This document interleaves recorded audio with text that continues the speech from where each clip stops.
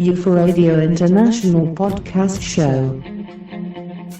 They certainly did not drop reporting or dealing with unidentified flying objects from an air defense standpoint. It's impossible to statistically profile what these unknowns are. Wait a minute, guys. You knew that back in 1947. They constantly contradict their own people.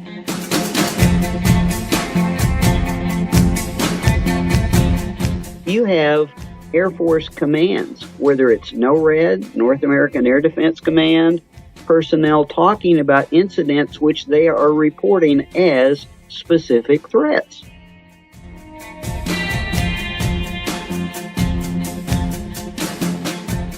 Hello everyone, and welcome back to the UFO International podcast show. After almost 10 years, I am reactivating this investigative show about the UFO phenomena through history and modern times.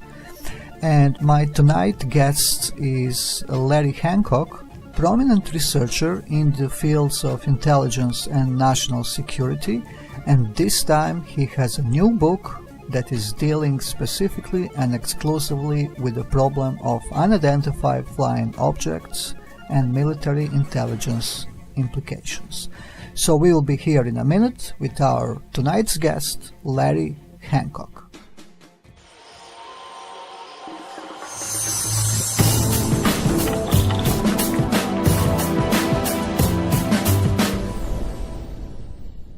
It is an extreme pleasure to welcome tonight Mr. Larry Hancock, and because of him I actually, this is why I'm here today, I decided to reactivate my UFO Radio podcast show that I started almost 10 years ago called UFORadio-International. And the stimuli for that was his press release for his upcoming book, which is titled Unidentified, the National Intelligence Problem of UFOs. And I think I have a good idea of what he's trying to capture, and this inspired me so much that I actually wanted to have a good chat with him and to slowly start to release my podcast shows. And for the beginning, I think the best thing would be to Larry introduce himself to us so we could see what are his life interests and how he ended up here on this route now to actually release this type of book. So Larry, the mic is yours. All right, great, thank you. Basically, I've always been interested in history. I guess my basic interests have been history, things like astronomy. I've been a long time science fiction fan. So I've always been interested in this area as early as 10 years of age or so back in the early 1960s. I was following the subject of UFOs. I was an early member of both APRO and NICAP, and so I've been interested in the subject for a very long time. But after my career, after my time in the Air Force and my career, and I retired and started looking into history again and started writing about historical subjects. I've also been always interested in military history, intelligence, and so I got into doing a lot of work in the intelligence area and have written several books related to intelligence, covert operations, different intelligence agencies. And that kind of led me after the first few books, I began to wonder, I've been interested in UFOs. I've been writing about intelligence and military interest. Why don't I put them together and try to answer a few questions for myself, as I always do. I normally start a book by asking myself questions and then going ahead to answer them with a book, and that's how Unidentified started. Yeah, that's actually great, and that is one of the things when you start to dig beyond surface, is also introduce sort of a cultural paradox.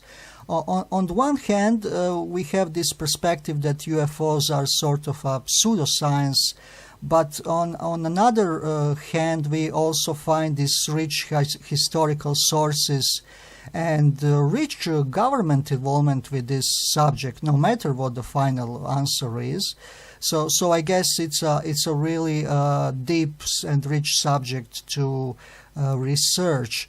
I'm interested to learn how you are actually starting your book. What is the time span that you are covering, and what are the first years that you are starting to cover problem of unidentified aerial objects? Well, normally I start this work, and I have to say I'm known as a document geek. I'm very interested in government documents as the basis for the research that I do, and kind of have to do that with a historical inclination. So I started back looking at some of the earliest military documents from World War II, from post-World War II in 1946.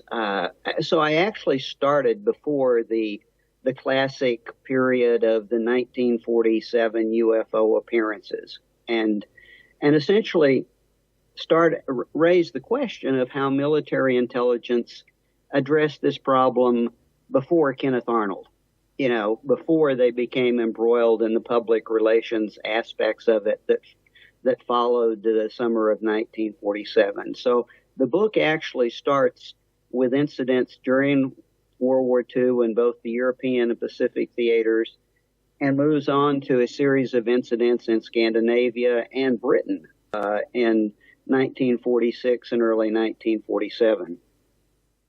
Oh yeah, we are speaking about Foo Fighters era and the ghost rockets in Sweden. And when I was also searching through all the newspaper articles, and I was particularly at one point interested in this era too, that there were actually quite a few of newspaper articles that are addressing these weird lights that were following pilots during the European war, during the Second World War over Europe. I'm interested what kind of maybe documents you were able to dig up in this time span, or was there any maybe new discovery that you were able to find? Well, there are a lot of British documents. The British were especially good at debriefing their air crews and preparing intelligence reports on the briefs. Interestingly, both the British and the Germans had staff intelligence officers that wrote rather extensive studies of especially the nighttime light phenomena, trying to determine if they were related to any enemy action or not. And those are very helpful. One of the things I have to say that occurred to me after I'd been involved in that a while is there's such a huge disconnect between the nighttime sightings and the daylight sightings. One of the things I think that it struck me, and perhaps I haven't seen it made that much of, is we've often had the question asked of whether good, solid, experienced observers such as air crews, military personnel, whether their observations are reliable. And it's kind of fascinating that early on in some of the Air Force investigations, Rand and some of their advisors actually suggested that they set up tests to determine whether military air crews were competent, whether they would be able to discern conventional objects from unconventional objects if they were unexpected. Well, the thing is, if you take a look at the World War II experience, you already have proof of that, because basically Allied air crews successfully identified basically every unconventional weapon deployed in both Europe and the Pacific. That included both jets and rocket-powered fighters, guided and unguided missiles, the Vengeance weapons. They identified them very correctly, described them in daylight sightings, and actually that information was made available back to combat crews well before samples were recovered or any any of the captives were questioned. So we actually have very solid proof that these people make very viable and accurate descriptions of unidentified objects, even if they have no idea what they are when they're observing them.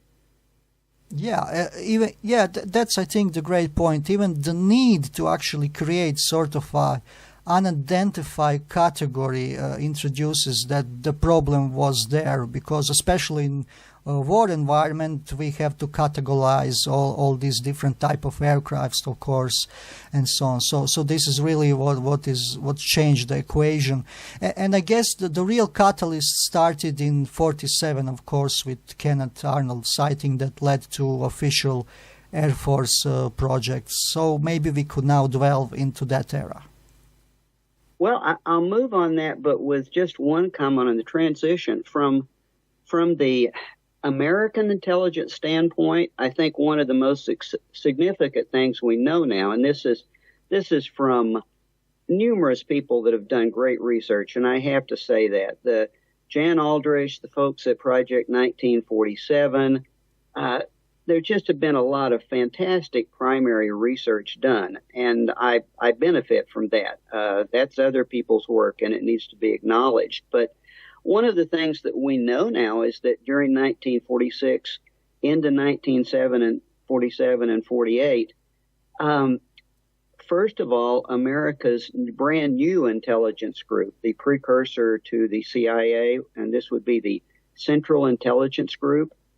Actually, we can now see their documents, and we know that they reported to President Truman that a core of the sightings from 1946 in Scandinavia were officially felt to be Russian-based. They were felt to be psychological warfare activities, but the Russians were actually sponsoring those activities, and we know that the American military covertly and the British military covertly participated in a number of reconnaissance and other activities under that premise. And the reason that's important is that also tells us that when the Air Force started its work in 1947 and 1948, we know from that and from the work they did, they absolutely expected that they were going to find the Russians probably using derivatives of German technology behind the UFO phenomena. That was just the common assumption, and they felt actually that it would be proved fairly quickly. And that's you need to have that in mind as you start looking at what they're doing from an intelligence objective, because it's not like they were approaching this from a scientific standpoint or just, they had a very specific charter, and that was to identify the source, look at it from a threat standpoint, and possibly from an exploitation standpoint. But that's a view that I take in the book that, again, comes from the fact that the book is looking at this from a military perspective, not a scientific or a technology perspective. Oh yeah, exactly. The layer of defense significance is actually, I think, the fuel that kept all this project in line. And I guess, like you nicely said, the science part of it finally had a clash with the Condon and Colorado project in the end, because they felt like, well, let's finally try to resolve this with science after all this status quo. But yeah, that's really nice layer to emphasize. So I guess, keeping that in mind,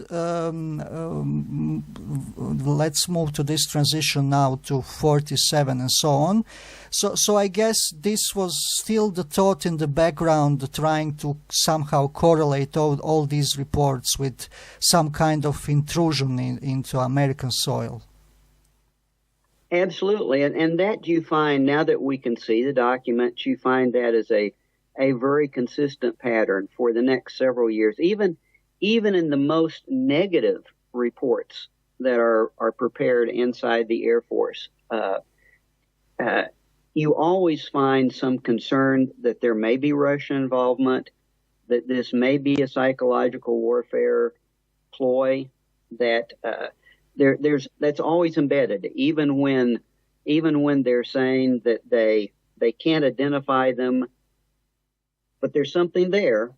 There's always that element of concern, and that certainly grows later on. The interesting thing is that later on it becomes less and less acknowledged, and I'd like to talk about that later, but it's interesting that through the early 1950s, that element of concern is always there and always expressed, but then as they prove increasingly less able to deal with it, as they fail to identify what these things are, and as they fail to deal with them from a defense standpoint, that gets lost. And I think it's interesting to note, and probably tells us a lot about how it faded out of as a primary focus, because after a certain amount of time, from a military standpoint, from a public relations standpoint, you don't really want to be in a position of explaining that, yes, you can track these things, you can actually intercept these things, but under no circumstances are your best radar defense networks and your best fighters able to do anything about it. Yes, they can intercept them, but they just they engage, but they can't do anything about it. They're always outmaneuvered, and I'm getting a little ahead of myself with that, but it's part of the transition in how the service treats it. Eventually, it gets to the point of something rather cultural, which is, if you can't deal with the problem, the thing you want to do is either get away from it or hand it off to someone else.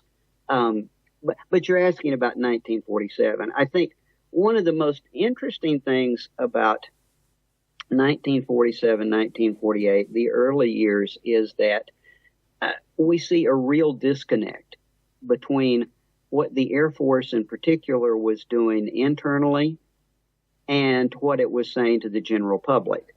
In later years, we'll see a great disconnect between what different agencies were saying internally and to each other and doing to the public. But there's always this huge problem that they face in not frightening the public, not wanting the public to be concerned, but going ahead and investigating the subject. And we see a lot of correspondence internally at senior levels within the Air Force about how their investigations must either be essentially either covert or very low profile. In other words, investigate the subject, but don't make it a big deal. The press is making it a big enough deal by themselves. We don't want to encourage them. And that's a theme that we see during the earliest years. A lot of times there seems to be an expression in the UFO community that, or some feeling in parts of it, that the military and military intelligence was not concerned, that they just laughed at this, and we absolutely know that that's not true. They were taking it very seriously. The problem was that they were applying standard technical intelligence practices, basically conventional intelligence practices that had been used during the wartime, to this subject, and that meant dealing with each incident on a one-off basis, one by one, trying to explain each one by itself. And they didn't have the assets to do that, especially in the early years. There was no radar network across the United States. There were no interceptor groups deployed. It took several years for there to even be interceptors and defense radars in the vicinity of the nation's most desperately protected atomic warfare complex sites. It just wasn't there. So even when there were reports, whether they were over Oak Ridge or Hanford or Los Alamos, there was literally nothing that they could do about them in the first years except document them and worry about them to a large extent. Yeah, this disconnect struck me so hard, actually, also in your promotional material for your book, is that they are taking a look at the cases that are spread through space and time with the spread frequency, and not taking into consideration a long-term overall holistic picture. And I guess, of course, and the problem of the phenomena itself was emphasized also when we had, let's say, what they called waves, right? When there was a series of sightings under a certain area that sort of maybe moved things into certain direction to even give more emphasis on the public relations and how to deal with these cases, which created an enormous headache in those situations. But I guess also from the perspective of public relation, when we had one-off cases, it was also easier to deal with. But yeah, I think that was really the one of the finest arguments that you just made, which creates deeper problem there. Maybe we could talk a little bit more about it. Maybe something about the nature of the incidents itself. Obviously, they involved aerial. Different type of scrambling of jets, I guess, or even observing the aerial corridors and so on. Also, I guess in the earlier years there was that problem with creating a policy of the public relations that went through the evolution of Sign, Grudge, and Blue Book. But I guess you have really nice documentation and great insight into these problems. Well, it's interesting, and there are two different things that really stand out to you. But first is we have a really good example of this internal versus external conflict, and how, to some extent, the intelligence projects even confuse themselves. As an example of that, the one that really strikes out is we have the so-called wave of green fireballs. Which I'm sure you're familiar with, that occurred over the Southwest, primarily over New Mexico in the late 1940s, and largely physically centered over northern and central New Mexico, which housed the Los Alamos nuclear development facilities, Sandia Base in Albuquerque.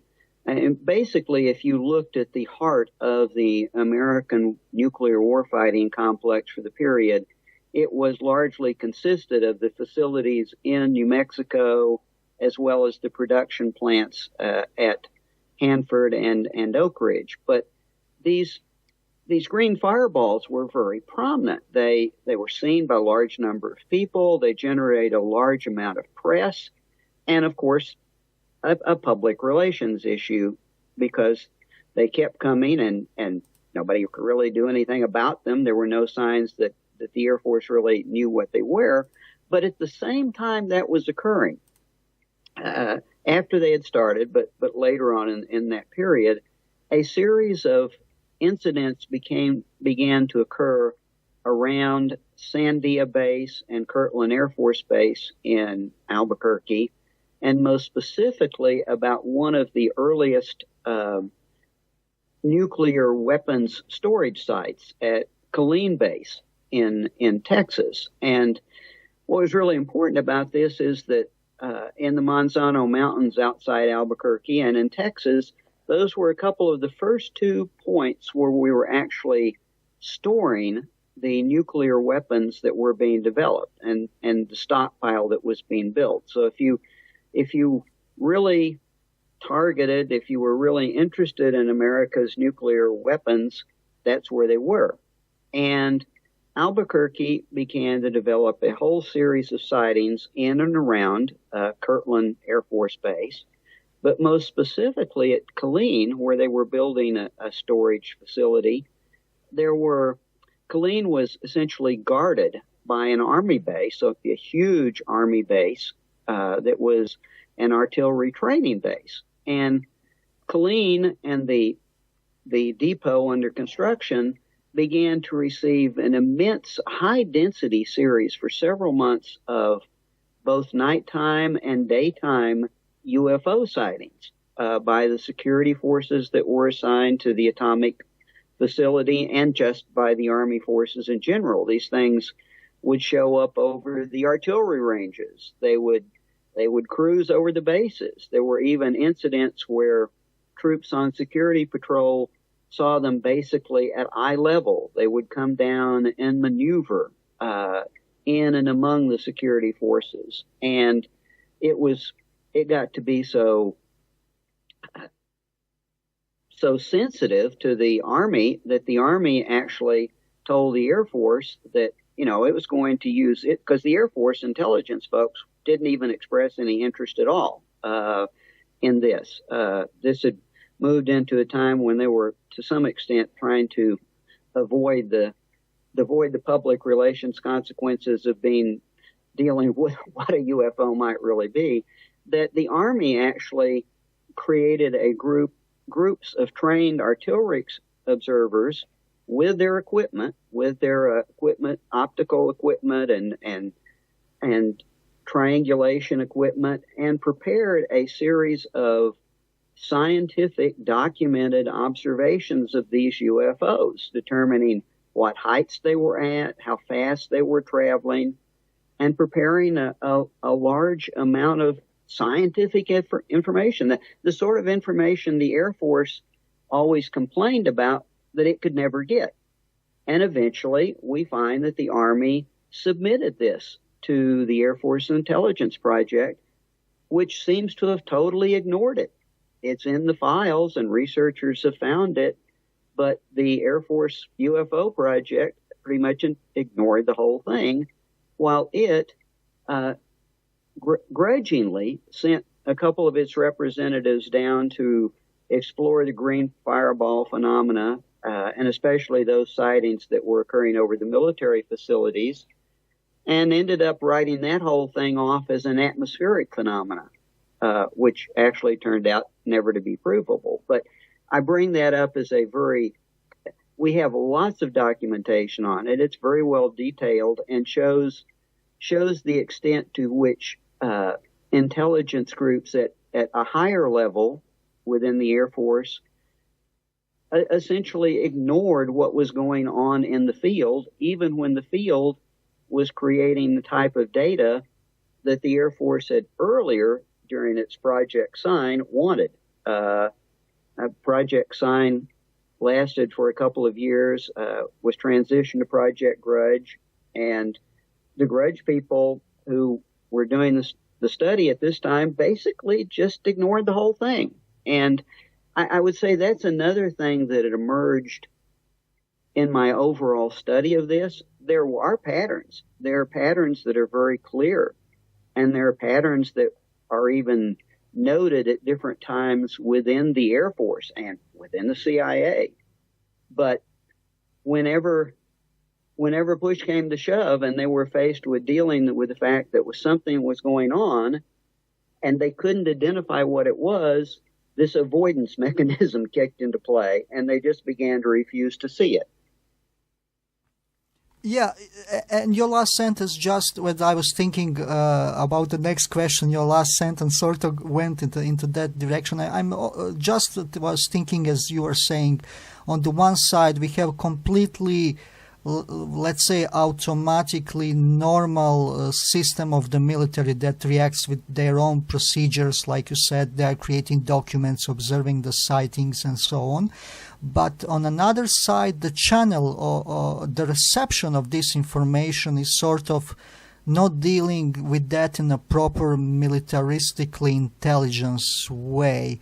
So that, of course, brings lots of possibilities. One of it, and I think it's really high possibility too, that simply the system maybe didn't know how to deal with it due to all these maybe unknown parts of the equation, so they simply said it's easier to ignore it.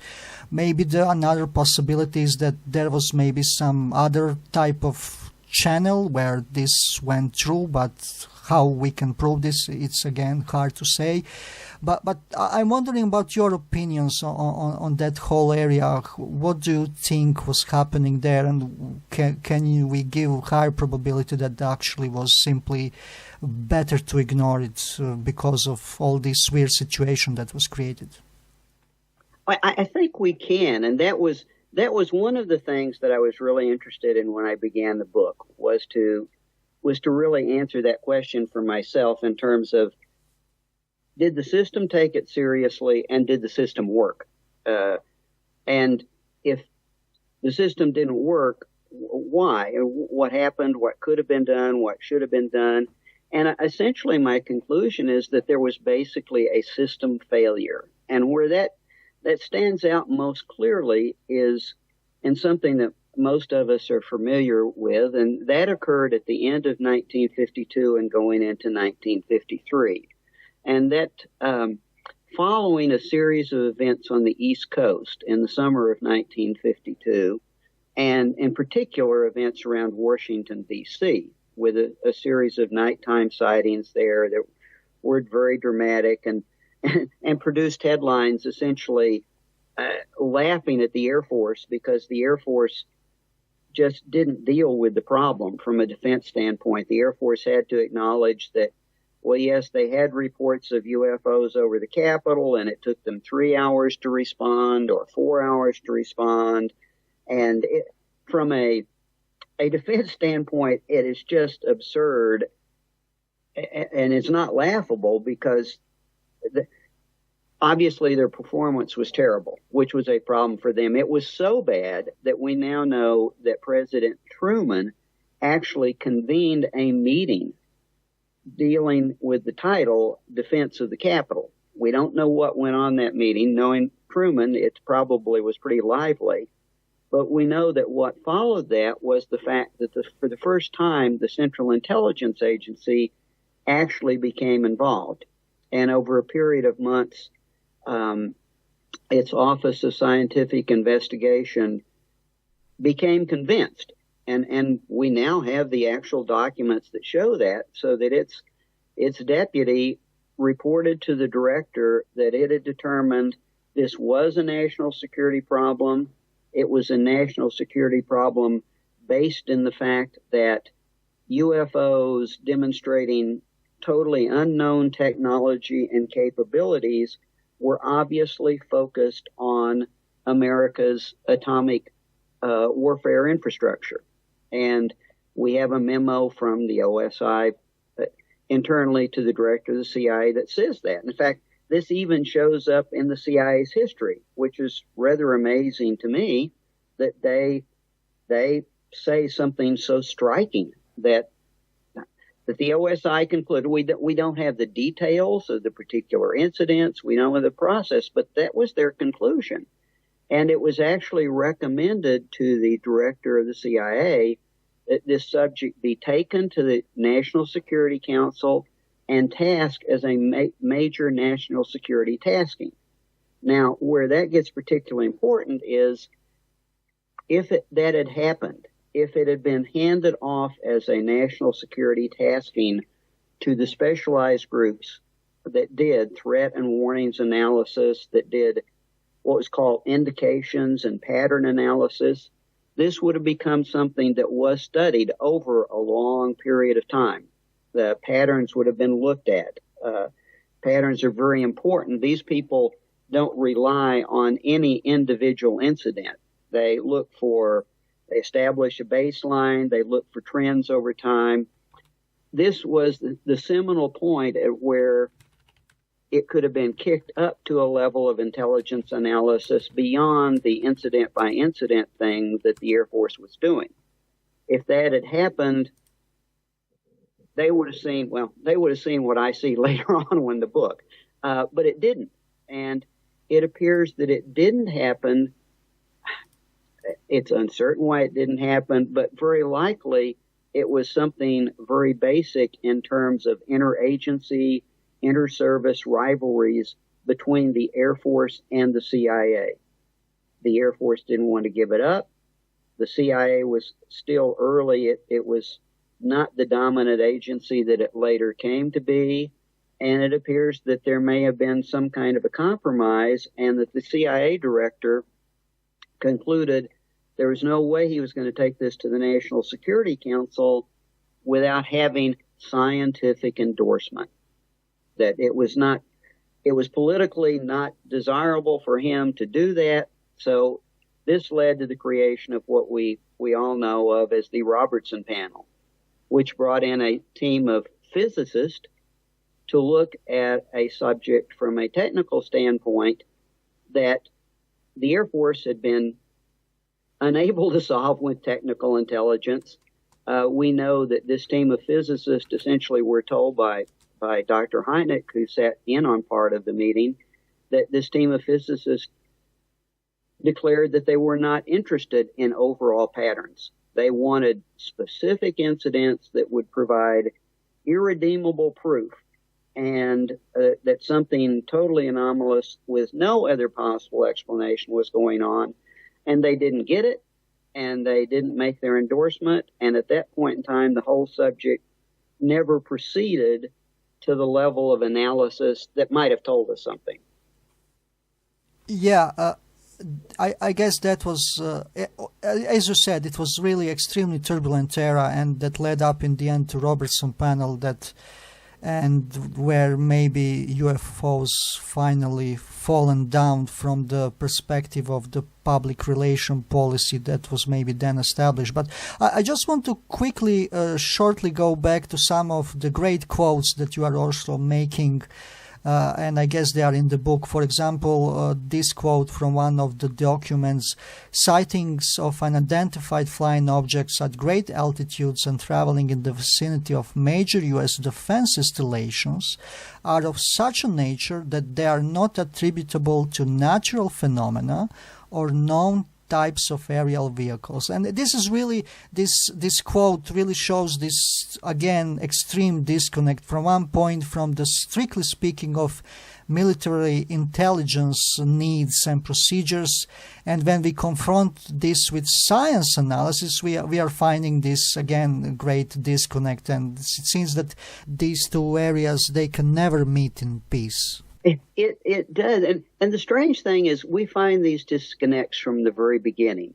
If you go back to 1947 and look at and 48 and look at the documents in the Air Force reports, there is no doubt that Air Force intelligence, and these come from the heads of the groups, the heads of Air Material Command or heads of Air Intelligence, there was no doubt that those individuals were convinced that their people were seeing something real, that military and security forces were reporting something that was real.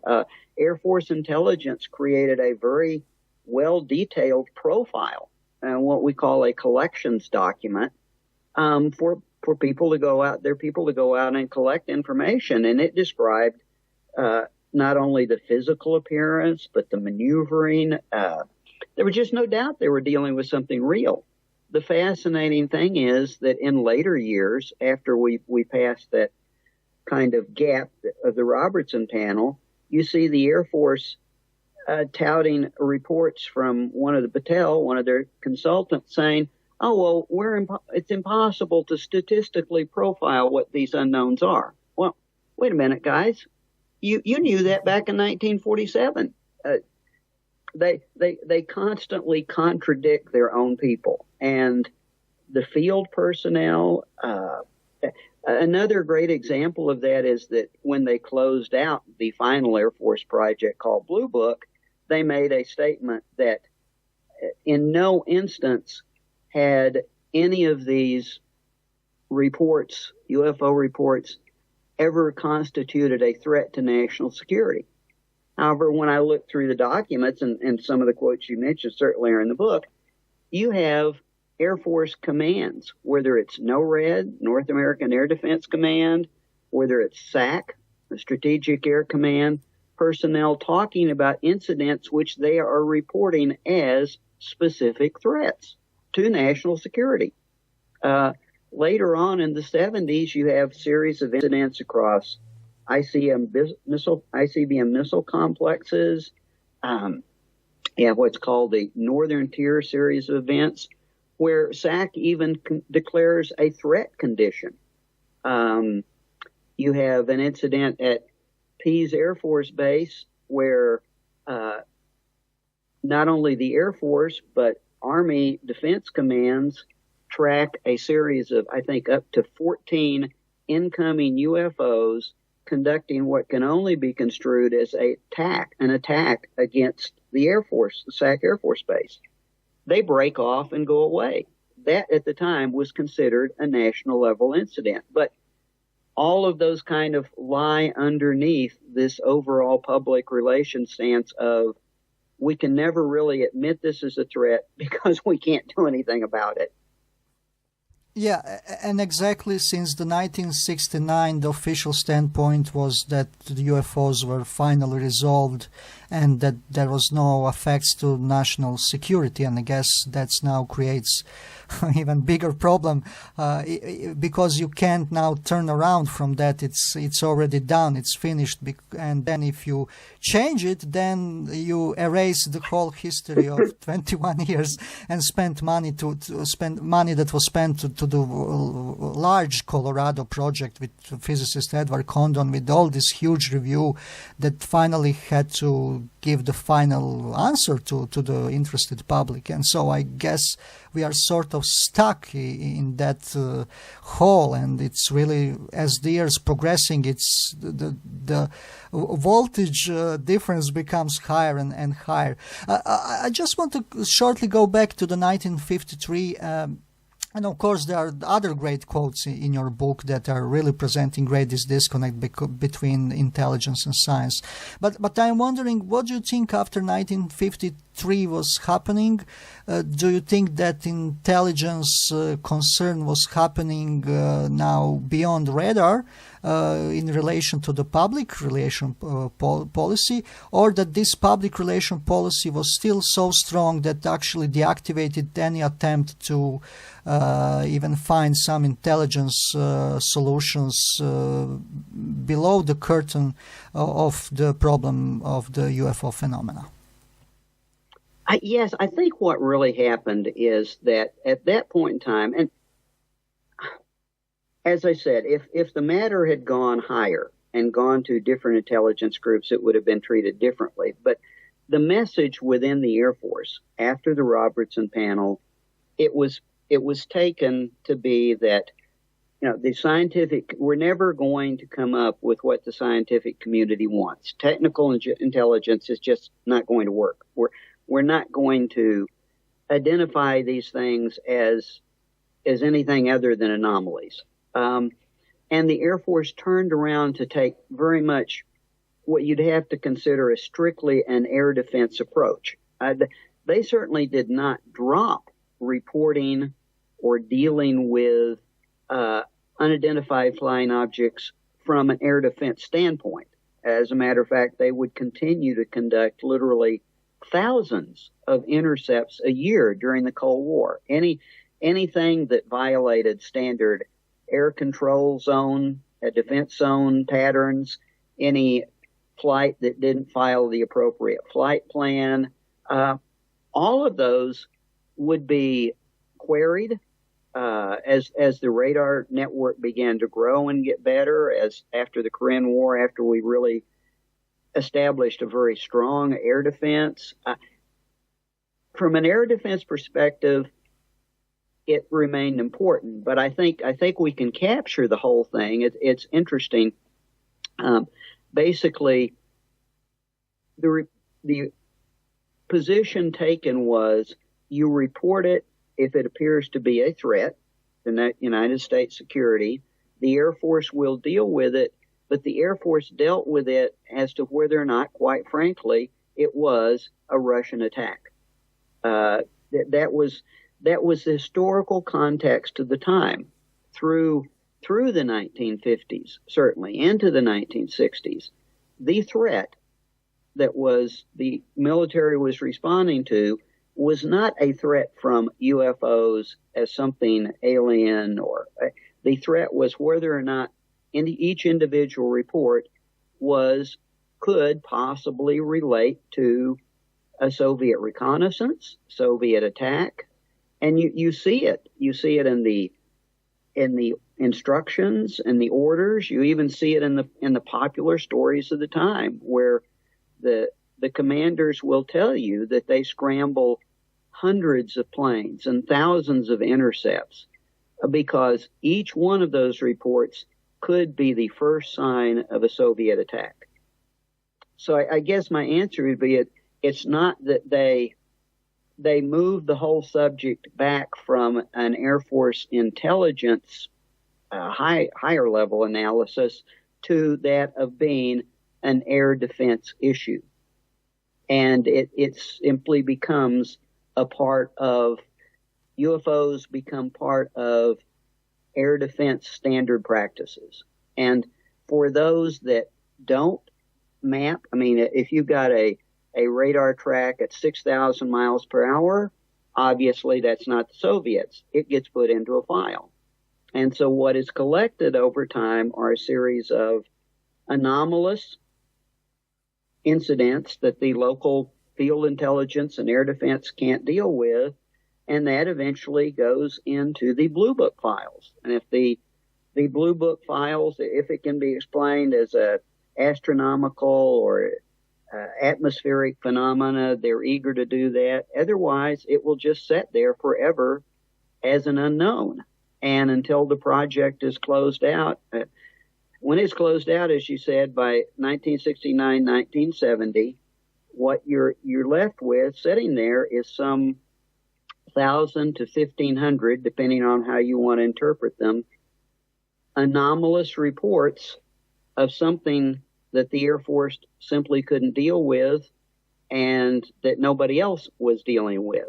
And that kind of took me to the next step in my own studies. And it was like, well, okay, if they never buck this up to the people that do indications and patterns analysis, and all they did was build the Blue Book files, then what would happen if somebody did use those techniques on the Blue Book files? And that led me to the rest of the book, where essentially I attempt at least a cursory study of what could have been done using indications and pattern analysis with that collection of unknowns.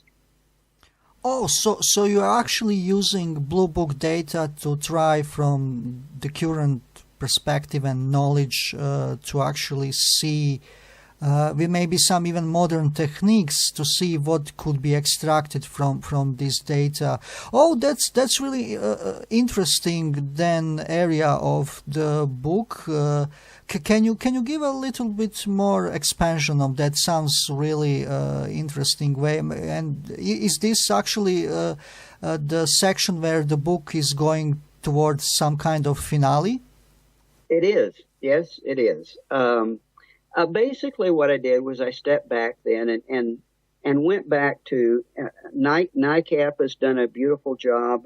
Brad Sparks has done a beautiful job of putting those case files online. Other people have, the data is there now. And of course, there also has been some great supplemental investigation of some of the later decades of work. But yeah, I personally am familiar in my former life and in various jobs. I did some strategic planning, some work that made me a bit familiar with the kind of techniques that are used. I certainly can't claim to be a military intelligence analyst, never was that, but I have some familiarity with the practices from a business planning standpoint. So what I did was to essentially do some baseline data analysis looking for trends and patterns.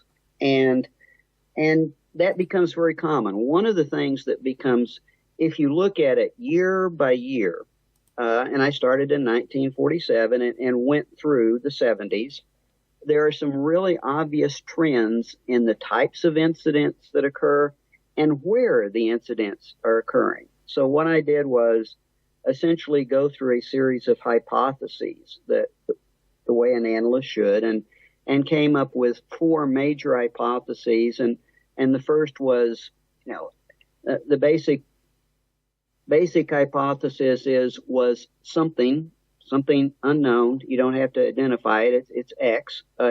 Was there something going on around America's, focused on America's nuclear war capabilities? And okay, I examined that hypothesis, and at that point in time, the point is it could have been the Russians. You don't know. You don't want to declare anything. All you can say is somebody doing this. And after you examine it, and then you reach the conclusion that yes, someone was obviously doing something, and it was tightly focused, and it actually evolved over a period of time, then you start putting forth other hypotheses. Well, if it was being done, was it the Russians?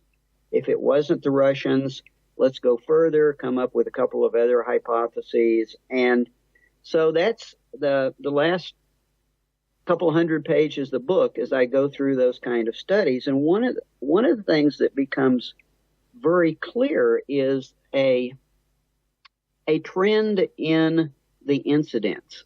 And the incidents, there were lots of daylight observations initially. When the UFOs were actually doing some rather dramatic things. I mean, you have sightings of groups of UFOs moving over Kirtland Air Force and Sandia Base, and what observers say looks like they're actually dogfighting with each other. You have, these are close-range daylight observations. Over a period of time, the funny thing is that consists up until the point of where the American air defense networks really becomes real. During 47, 48, 49, into 50, when America literally has no national air defense network, you have a lot of daylight sightings. But as Air Defense Command begins to get its act together, that tapers off. You have more nighttime sightings. You have more high-speed, high-altitude incidents. It's as if the better the air defense gets, the more demanding the encounters get. They become high speed, they become high maneuver. There's a real trend in what's going on, which led me to raise the question, what does this really look like from a military standpoint? And what I did at that point in time was, because it is now available, and I'm familiar with it from other work I've done, I went back and actually mapped out the aerial reconnaissance that the United States and Britain were doing over denied areas of the Soviet Union and China, and matched that to what we were seeing in these UFO reports, which is very interesting because it's highly comparable. Sure. Then one of the things that jumped out is, if you're looking at the American warfare complex like that, it goes through a series of phases. I mean, at first, there was no atomic stockpile. So there was what I call a bomb building area. Then there's then there's a bomb dispersal area. And then the weapons evolve to hydrogen weapons, and they go on SAC bombers. And then they go on ICBMs. And what you find, if you really look back at the day, or what I think I found, is that there was a change in focus. And I guess the simple way you'd say it is, the level of UFO intensity correlates to where the weapons are. At first, it's where the radioactive materials are being manufactured and designed. And you find it around Los Alamos, Sandia Base, and then you find it around Hanford and Oak Ridge. But then after a period of time, especially by the late 1950s, when the stockpile is built, it translates, and it goes out to the SAC sites and to the atomic bomb storage sites at SAC through the 60s. And then it goes to the ICBM sites. So it's as if whatever X is focused on, it's where the atomic warfighting capability is in any given period of time. That is so actually fascinating. So at one hand, it seems we are trying to apply intelligence methods to a problem, and it seems that the problem itself is consisted of their own intelligence methods too. It is, and I have to say, again, I have to be honest. I was trained in cultural anthropology, and I understand the concept of projection and the risk of seeing what you know in the data, and I'm aware of that. And I spend a great deal of time in the book calling out concerns about, not seeing what you're looking for, and what witnesses to what the psychological constraints are in data, and so on and so forth. But in the end, I'm just compelled to say, in terms of what we know about behaviors and about military behaviors, this core number of incidents, and again, I'm just looking at the military side. I'm looking at what Blue Book collected primarily about military reports. There's a whole other body of data, as you know, of UFO data, but I'm not looking at that. But from the military's perspective, there appear to be some pretty clear things that are going on. And I think I should say that at any given point in time, it's not like the Air Force didn't realize it. You see in 1952, in the first briefing that Captain Ruppelt has, who will later take charge of Blue Book, for the Director of Air Force Intelligence, he reviews these patterns of atomic complex sightings with the general in charge, and the general sees them, and they're very clear, and he asked him to study them. And later on that year, when the CIA sees the data, it's very clear. You read the quote from the CIA's Office of Scientific Intelligence. It's not that other people don't see these. It's almost as if there's some kind of avoidance mechanism in play. Yes, you see it if you look for it, but maybe it's best not to look for it, because then you'd have to deal with it. Yeah. And since we just mentioned Edward Ruppelt, the head of Project Blue Book in the early 50s, there is another great quote in your book. It says, "The conclusion appears inescapable that some type of flying object has been sighted. Identification and the origin of this object is not discernible at these headquarters, and it was made by Major General G.P. Cabell."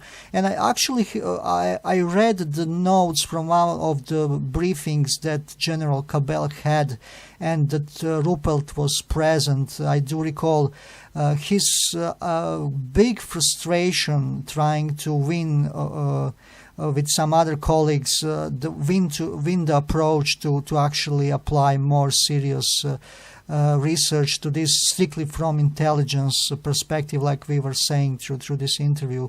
So this just brought me back to that quote. I just for the end wanted to raise this issue. Let's say from 1969, as we go into the modern era of the documents and the whole trends of UFOs, I guess there was a difficulty to restrict these type of this type of data points. Because simply, I guess, as we move more into the future, the amount of information and documents diminishes rapidly. But do you think you are still being able to sort of keep the main pattern in line to see that it's still happening? And would you say maybe compared with all these periods of times that maybe the frequency went down, or we can apply that to the issue of the documents that we can't simply see anymore, of course, because we are now in the modern era?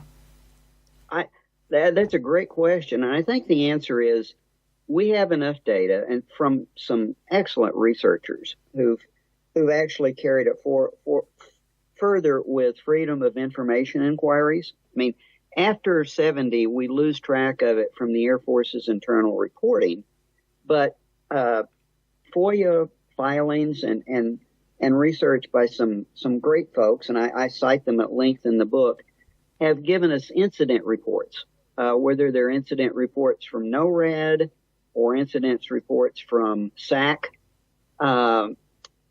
They've given us a great deal of data from SAC sites and ICBM sites, and I would say that we can successfully track this trend through the early 1980s, and I do that in the book, and I think it's very clear through the 1980s. It's at that point in time we lose track of it, and because there is no ongoing Air Force investigation, because it's the nature of the beast changed itself during the 1980s, and by the mid-1990s, at the end of the Cold War, the American air defense was essentially deconstructed. The radar chains were taken down to a large extent. The focus became strictly on missiles.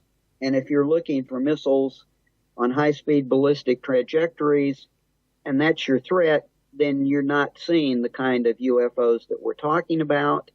The interceptor groups were disbanded. We saw that the attack on America in September 2001, there were only a handful of fighters available anymore. So we lose track of it for a great number of reasons, and one of those reasons is we stopped looking for a Soviet threat other than ICBMs, and therefore we began to lose that kind of data. It's pretty clear that a lot of the high-tech tracking systems, space surveillance systems, may have some of that data embedded in them, but it's very compartmentalized. It's at a national security level. There's no intelligence group that appears to be looking at it on an integrated basis. So it may be there, but we can't see it. So you lose the ability to track the patterns. But I will say, just to kind of wrap that up, where I wrap the book up, is it's not that we still don't have.